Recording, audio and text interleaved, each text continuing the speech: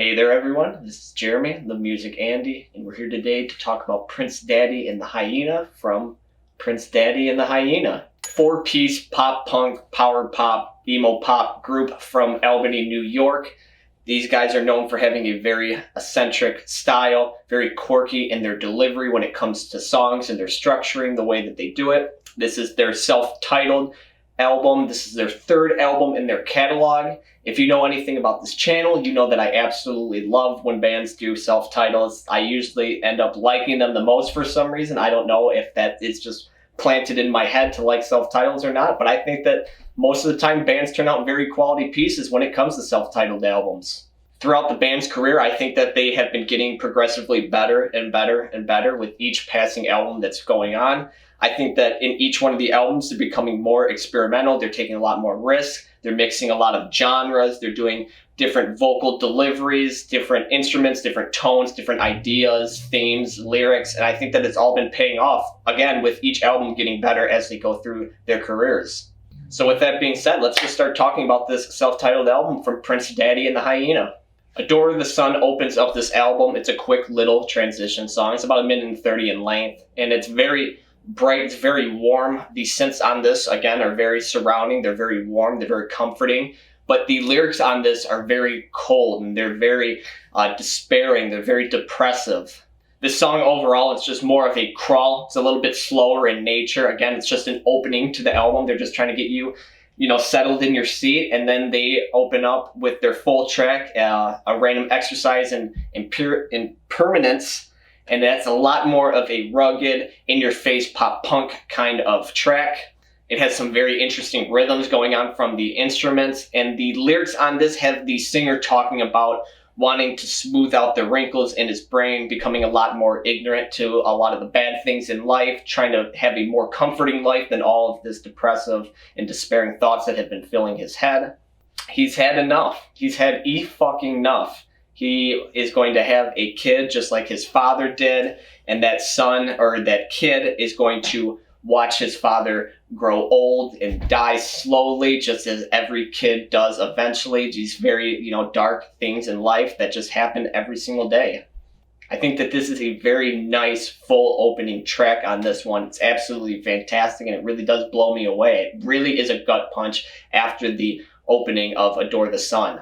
Next, we got up Jesus fucking Christ, and this opens up with them saying that Jesus Christ ain't shit. Very funny lyric.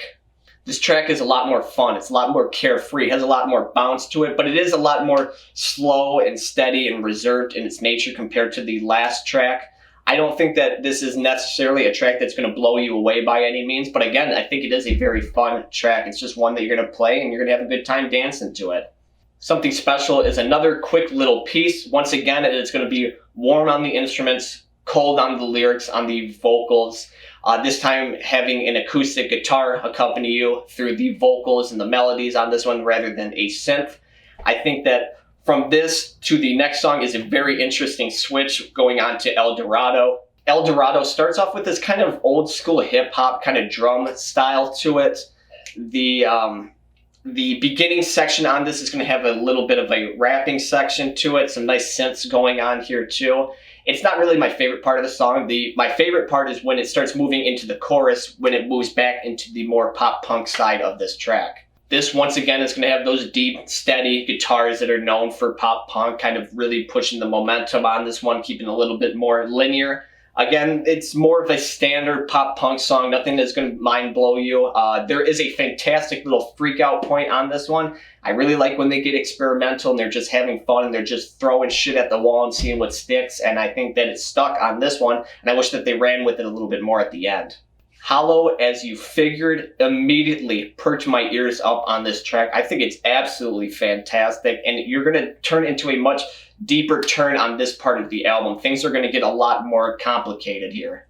This track is all in your head. Nothing is being held back. The guitars on this one are a lot more darker, noisier, more menacing than the previous riffs that are going on to this. They're moving into a territory of more hardcore or more metal. Vocals are varying. They're just matching the environment that they're in. Whatever frenzy that they're in, the vocals will move into a frenzy, and if they move into a softer spot, the vocals become more softer. Everything is a lot more complementary, and then the freak out moments again are more contrasting, which I like. The guitar that's being played at the end of this track sounds like somebody taking their coat zipper, being like 5 years old, and just kind of wiggling it up and down, and making as much noise as possible. And I mean that with absolute full respect. I think that the guitar at the end of this is fantastic. You know, you got some knocks on God, common theme that's being on this album. It's well received from me. And I think that this is a fantastic track. I think it's absolutely killer. Curly Q moves back into the sappier side of this one. It's going to be a lot more slower, more reserved, but I really like the vocal melodies on this one. I like the emphasis at the start of sentences and then at the end of sentences, really kind of pushing these lyrics in your face a little bit more. The ending of this track is once again fantastic. I got nothing but good things to say about the lead guitar work on this one. I really like when it's unique, experimental. These guys have a very personal touch with their guitar playing, and again, it's always translated at the end of these tracks. Keep Up That Talk kind of moves into the more dancier side of like indie rock.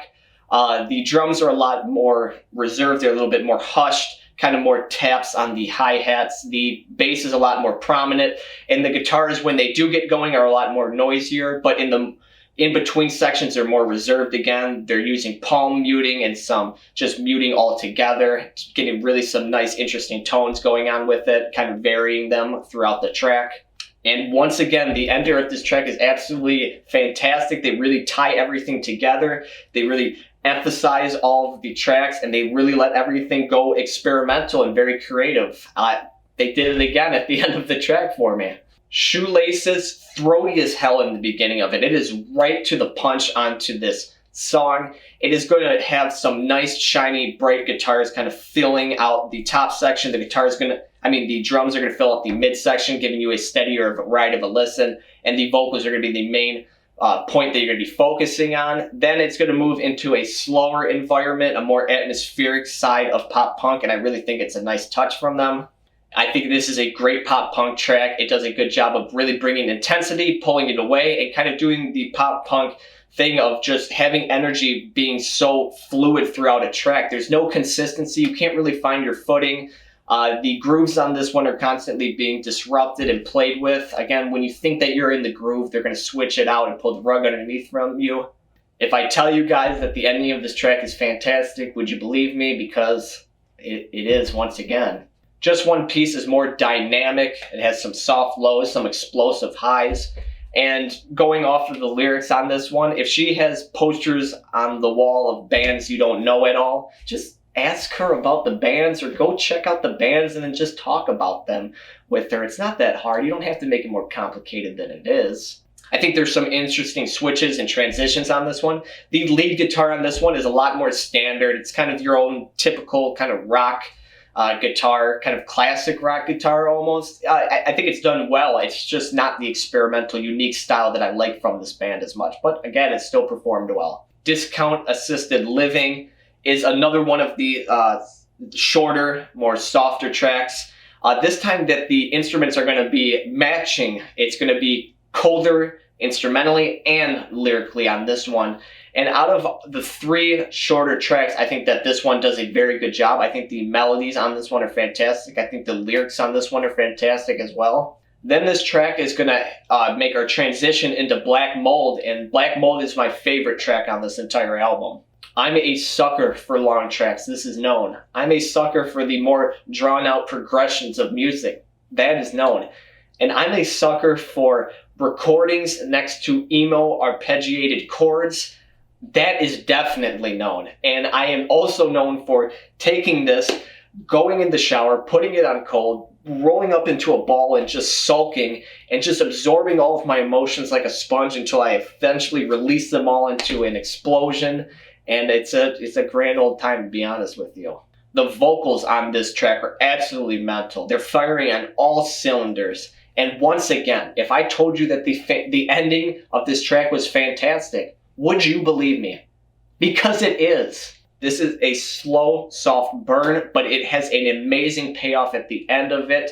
And I think that the journey throughout it is all fantastic. I really like the recording on this one. It's heartfelt. Again, it's just the like having that lo-fi recording nature just played next to those chords that just does something to me. It adds to nostalgia, which I really like in my emo and punk music.